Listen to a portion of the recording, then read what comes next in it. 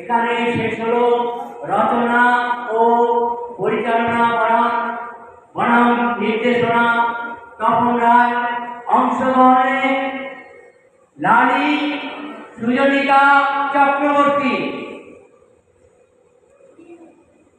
সনাতন আমি তপন রায়, সনদ প্রদীপ মুখার্জি।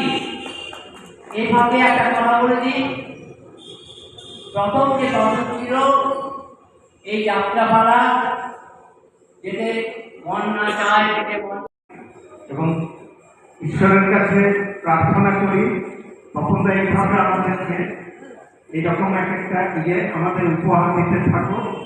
আর তপনদার দীর্ঘায়ু কামনা করি, তপনদা থাকলেই আমরা আনন্দে থাকবো।